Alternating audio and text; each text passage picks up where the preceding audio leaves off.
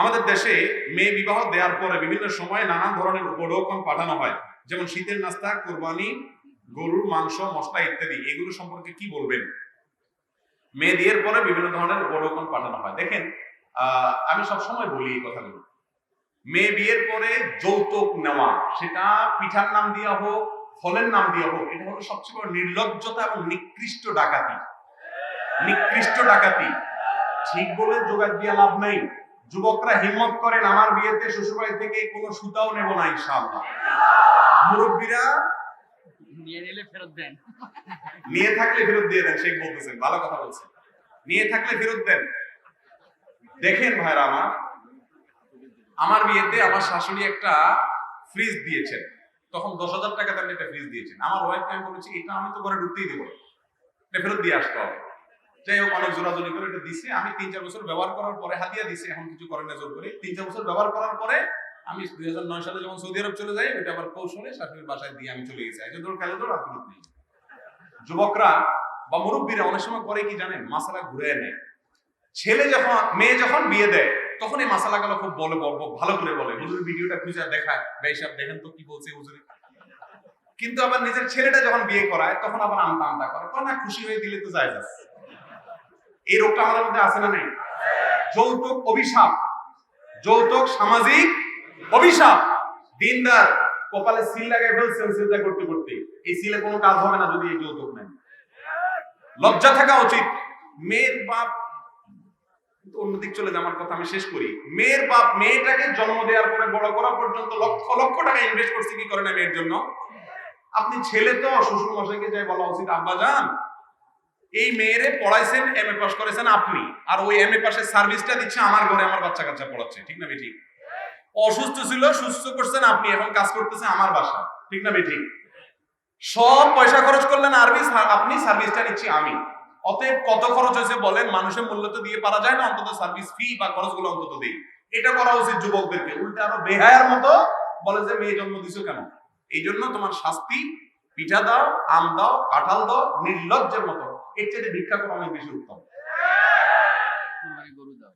কোরবানির গরু দেয়। আবার বিয়ের সময় মেয়ের বাড়িতে কতজন যাবে সেটা নিয়ে বার্গেনিং করে, 500 লোক যাবে, 600 লোক যাবে। খানার এত তল পড়ে গেছে, এত নির্লজ্জ হইতে হবে কেন? নাম নয় বরযাত্রী, আমি বলি বদযাত্রী। বদযাত্রী, বদ। বিয়ের মধ্যে একটা খাওয়া আছে শুধু, মেয়ের বাড়িতে হবে। ঠিকঠাক বলে চিল্লাবেন, কিন্তু কাজের বেলা তো কিছু হয় না, সবই তো হয় তলে তলে, সবাই করে। হিম্মত করবেন? আমি আলহামদুলিল্লাহ বলতে পারি, যে কথাগুলো বলছি এগুলো সবগুলো আমার বিয়েতে আমি অ্যাপ্লাই করেছি। আমার শ্বশুর বাড়িতে বলছে যে বাবা মেহমান কয়জন আসবে, আমি বললাম আমার বাপ অভিভাবক হিসাবে থাকবে আর আমার মামা থাকবে, 2জন সাক্ষী লাগে, 2জন থাকবে আর আমি 3 নম্বর। আলহামদুলিল্লাহ বহু জোরাজোরির পরে, কান্নাকাটির পরে, কোন রকম টেনে টুনে 8 জন না 9 জন নিছি আমি। এরপরে অনেক যুবক আছে যে মেহমান নিয়ে শ্বশুর বাড়ি যায় ওঠে, এমন নির্লজ্জ। যাক, আমি আর এদিকে আর যাচ্ছি না, এগুলো হারাম কাজ, এগুলো জায়েজ না ভাই। যৌতুকের বিরুদ্ধে সংগ্রাম করতে হবে। শুধু ওই কপালে সিল লাগানো দিনদারি না, নামাজ পড়বেন আর এগুলো ঠিক করবেন তো ইনশাআল্লাহ। আমি আপনার কাছে জানতে চাই, যারা বিভিন্ন কোম্পানির কাছ থেকে, ডাক্তাররা বিভিন্ন কোম্পানির কাছ থেকে নগদ টাকা উপঢৌকন গ্রহণ করার বিনিময়ে ওই কোম্পানির প্রোডাক্ট লিখেন, এটা শরীয়ত সম্মত কিনা। বিষয়ে আমাদের একটা ভিডিও আছে, এটা দেখে নিতে পারেন। সংক্ষেপে শুধু এটুকু বলি, ডাক্তারদের জন্য ওষুধ কোম্পানি গিফট, টাকা পয়সা, বিভিন্ন সুবিধাদি, এগুলো গ্রহণ করা জায়েজ নাই। গ্রহণ করার একমাত্র পদ্ধতি হলো, নতুন একটা প্রোডাক্ট কোন কোম্পানি বের করেছে, ডাক্তারকে সেটা পরিচিত করার জন্য স্যাম্পল দিয়েছে, এটুকু জায়েজ হতে পারে। কিন্তু আমাদের দেশে যেটা হয় আমরা জানি। এই বিষয়ে আমি একটা ভিডিওতে কিছু কথা বলেছি, বলার পরে বাংলাদেশের একজন এনবিআর একজন কমিশনার, উনি আমাকে ফোন করে বলতেছেন, ভাই আপনার ভিডিওটা হয় নাই। বললাম কেন? বলে যে আপনি প্রকৃত অবস্থা যদি জানতেন আরে পড়া করে বলতেন। উনি বললেন যে আমি এক ওষুধ কোম্পানির মালিককে ডাকে আনছি আমার অফিসে, এনে মায়ের ছাড়া বাকি সবকিছু তাকে দিছি, কারণ আমার ওয়াইফের একটা অ্যান্টিবায়োটিক কিনতে গেছি 95 টাকা করে। আমি খোঁজ খবর নিয়ে দেখলাম যে ওইটা কস্ট মাত্র 15 না 20 টাকা, আর বাকিগুলো যাই হলো এই উৎকোচ ডাক্তারদেরকে এমনি সেমনি দিতে দিতে গরিব রোগীদের ক্ষতি হয়। একজন ডাক্তার, তিনি প্রেসক্রিপশন করার বিনিময়ে আমার কাছ থেকে যে ফি নিয়েছেন, এর কারণে তিনি বাধ্য আমাকে সুপরামর্শ দিতে। তিনি তলে তলে যদি ওষুধ কোম্পানির রিপ্রেজেন্টেটিভের কাজ করেন, ওষুধ বেচার ধান্দায় থাকেন, তাহলে এটার নাম প্রতারণা, এটা জায়েজ নাই। আল্লাহু আকবার উচ্চারণ করার সময় আকবরের রাকে টেনে পড়া ঠিক হবে কিনা? না, ঠিক হবে কেন? তাকবীরের সাথে বলতে হবে আল্লাহু আকবার, আল্লাহু আকবার, এরকম বলা যাবে না। অনিচ্ছাকৃত হয়ে গেলে অসুবিধা নাই, কিন্তু শুদ্ধটা শেখার চেষ্টা করতে হবে। ইসলামের দৃষ্টিতে হালাল কোনো খেলাধুলা আছে কিনা এটা আমরা বলেছি, কোন খেলাধুলা হালাল হারাম। বাবার 3 সন্তানের মধ্যে প্রথম সন্তানের নামে কিছু জমি বাবা লিখিত দেওয়া হয়েছে, বাকি 2 সন্তানকে কিছু সম্পত্তি ওসিয়ত করে গেছে। বাবা মারা যাওয়ার পর বড় সন্তান ওসিয়ত মানতে রাজি না। এই সমস্যার ইসলামিক সমাধান কি হবে? বাবা যদি জীবদ্দশায় একটা সন্তানের নামে ওসিয়ত করে যান যে তাকে এই সম্পদটা তোমরা দিও, তাহলে বাবা হারাম কাজ করেছেন। বাবা হারাম কাজ করেছেন। নোমান ইবনে বাশীর রাদিয়াল্লাহু তাআলা আনহু বাবা তার এক সন্তানকে কিছু সম্পদ দিয়েছেন। এসে রাসূলের কাছে বলছেন, ইয়া রাসূলুল্লাহ, আমার অমুক ছেলে কেটে দিয়েছি। তিনি বলেছেন, তোমার তো আরো সন্তান আছে, সবাইকে সেভাবে দিয়েছো সমানভাবে? বলি, ইয়া রাসূলুল্লাহ, দেই নেই। তখন বলেছেন, ইত্তাকুল্লাহ ওয়া আদিলু বাইনা আওলাদিকুম আও আবনাইকুম, আল্লাহকে ভয় করো এবং সন্তানদের ব্যাপারে ন্যায়নিষ্ঠ আচরণ। অনেক বাবা মা, বিশেষ করে গ্রামাঞ্চলে, ছেলে মেয়ে যাটার সাথে একটা লাইন গেট আছে, ওর নামে জমি কিছু দিয়ে লেখা দেয়, হারাম, কিয়ামতের ময়দানে আল্লাহর কাছে দাঁড়াইতে হবে। এমনকি যে ছেলে আপনার বেশি আদর করে, বেশি খেয়াল করে, ওর জন্য আপনি বেশি জমি দিলে লিখে দিবেন, সেটাও কি হবে না? জায়েজ হবে না।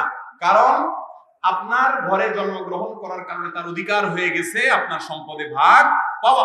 কেউ যদি আপনার সাথে সদাচরণ করে, আল্লাহর কাছে সে তো বিনিময় পাবে, কেউ করে না সে শাস্তি পাবে। কিন্তু জমি আপনি দেওয়ার ক্ষেত্রে, সম্পদ দেওয়ার ক্ষেত্রে হেল্পের করতে পারবেন না।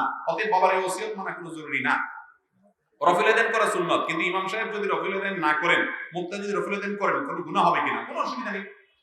ইমাম কোনো সুন্নত না পালন করলে মুসল্লি যে করবেন এমন কোনো কথা নাই। জানাজায় দাঁড়িয়ে ইন্নী ওয়াজ্জাহাতু পড়া জায়েজ আছে কিনা? জানাজা বলতে জায়নামাজে বলা বলছেন। জায়নামাজে দাঁড়ানোর দোয়া হলো ইন্নী ওয়াজ্জাহাতু, এটা আমাদের দেশে প্রচলিত আছে। আমি বলি, ভাই, রাসূলের যুগে জায়নামাজই ছিল না, দোয়া থাকবে কোথা থেকে? জায়নামাজ ছিল রাসূল সাল্লাল্লাহু আলাইহি ওয়াসাল্লামের যুগে, তাহলে দোয়া পড়বে কোথা থেকে? ইন্নী ওয়াজ্জাহাতু এটা হলো দোয়া ইস্তিফতাহ সানা। সুবহানাকাল্লাহুম্মার জায়গায় কি পড়বেন? ইন্নী ওয়াজ্জাহাতু পড়বেন পারলে, কিন্তু জানাজাতে দাঁড়ানো কি নাই, আলাদা কোনো দোয়া নাই। এটা বগদাদি কায়দাতে আছে বা বিভিন্ন বই পুস্তকে আছে, কোরআন হাদিসে কোথাও নেই।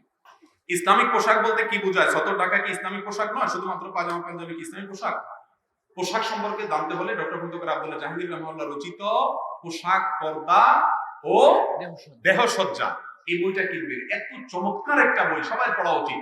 এখানে স্যার রাহমাহুল্লাহ অমুসলিমদের অনেক গবেষণার কথা উল্লেখ করেছেন।